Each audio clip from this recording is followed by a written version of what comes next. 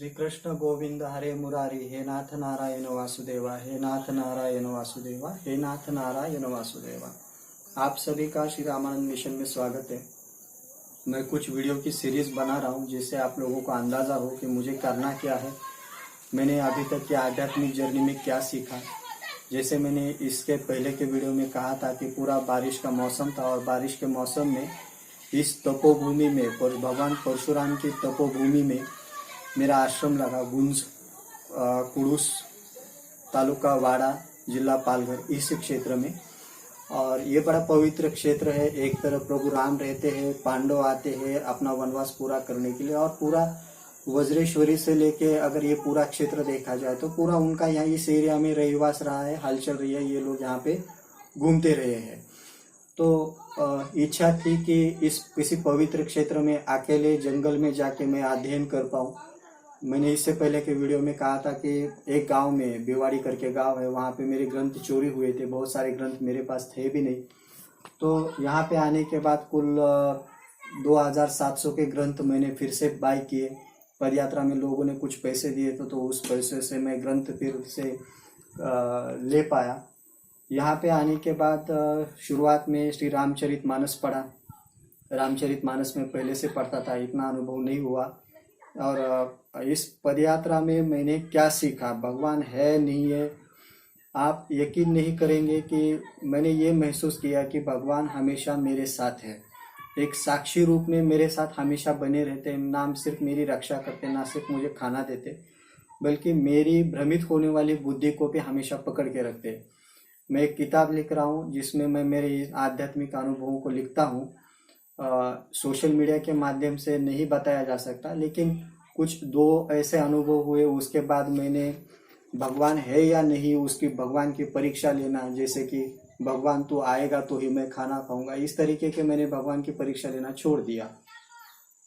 रामचरितमानस पढ़ने के बाद मैंने शुरू किया भावार्थ रामायण, जो एकनाथ स्वामी ने लिखा है।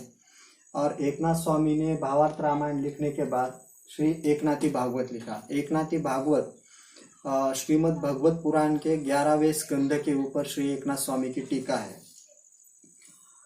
मेरी इच्छा थी पूरे एकांत में रहूं, जंगल एरिया हो, शांति हो।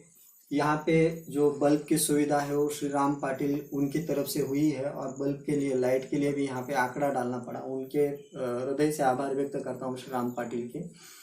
और उनके कारण ही मैं जो दिव्य अनुभूति जिसे कहते हैं वो महसूस कर पाया।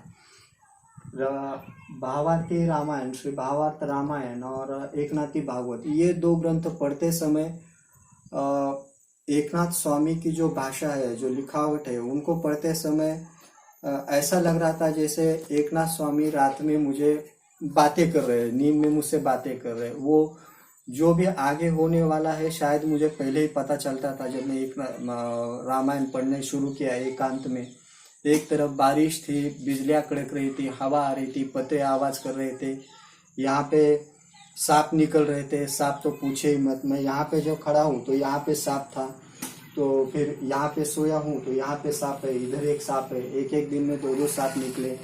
ऊपर जो पतरे के लिए बनाए हुए एंगल है उसके ऊपर सांप निकले।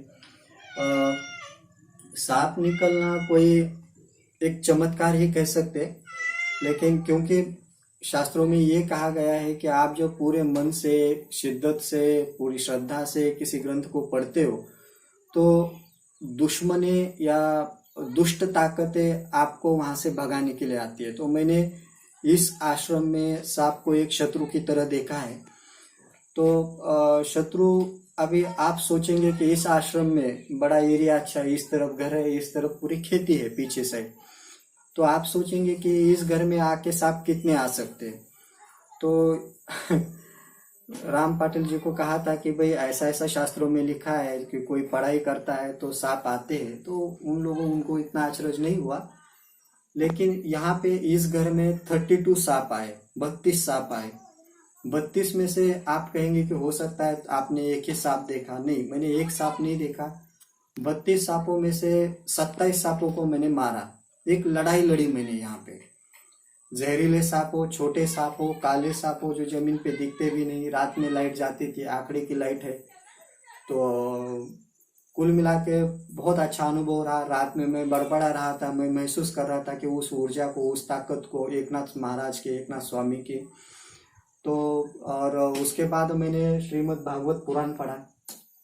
भागवत पुराण इससे पहले भी पढ़ा है, लेकिन जैसे मेरा एक ही मानना है कि अगर हम सीधा वेद पढ़ेंगे तो वेद में क्या लिखा है हमें समझ में नहीं आता। जब तक संतों ने क्या कहा है, क्या लिखा है, हम ये नहीं समझेंगे, उसके जैसा आचरण नहीं करेंगे, तो हमें ये बात समझ में नहीं आए कि वेदों में क्या और क्यों लिखा है।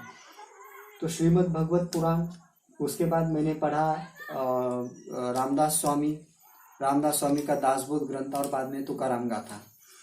तो रामदास स्वामी का ग्रंथ पढ़ते हर साधु संत, हर संत ने जो रचना की है, हर रचना का अपना अपना वैशिष्ट्य है। बड़े सुंदर अनुभव आए, बड़ा चिंतन कर पाया, शांति से पढ़ पाया हर एक ग्रंथ को, हर एक ग्रंथ आत्मसात कर पाया, उनके आचरण कैसे हो, वैराग्य क्या होता है। रामदास स्वामी से मैंने एक सबसे बड़ी बात सीखी, जानीव, मराठी में ग्रंथ है, जानीव यानी अनुभव। जब तक आपको उन बातों का अनुभव नहीं होता, जब तक आपको भगवान का अनुभव नहीं होता, जब तक आपको निराशा का अनुभव नहीं होता, जब तक आपको वैराग्य में जीना क्या होता है यह समझ में नहीं आता, तब तक आप उन बातों का खोखला प्रवचन, कीर्तन नहीं कर सकते। तो ये मैंने कुछ महसूस किया। तो कुल मिला के इन ग्रंथों के साथ साथ मैं भगवान नवनाथ चरित्र ग्रंथ सार पढ़ पाया। उसके साथ साथ महात्मा गांधी को पढ़ पाया, स्वामी विवेकानंद को पढ़ पाया।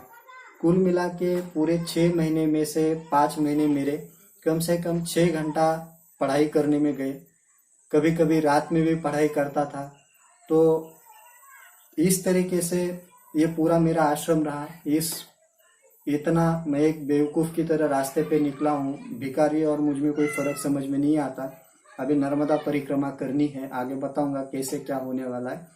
लेकिन गुंज गांव के सभी रहवासी, श्री राम पाटिल, शरद पाटिल, रमेश गिरी महाराज, जीतू शेळके जैसे यंग जनरेशन के लड़के, साथ ही साथ विष्णु पाटिल, देवघर के विजय पाटिल, कोंडला के उनके भांजे हैं कोंडला में, तो उन सभी के मैं हृदय से आभार व्यक्त करता हूँ, जिन्होंने मेरे ऊपर विश्वास रखा, जिन्होंने मुझे कभी चावल, कभी दाल, कभी तेल, थोड़ा तेल, इन सब का खर्चा उठाया। और ये सभी मेरे जैसे आम लोग हैं, इन्होंने बड़ी श्रद्धा, बड़ी प्रेम दिखाया, मेरे ऊपर विश्वास रखा। उन सब के लिए मैं हृदय से आभार व्यक्त करता हूँ। श्री कृष्ण गोविंद हरे मुरारी, हे नाथ नारायण वासुदेवा।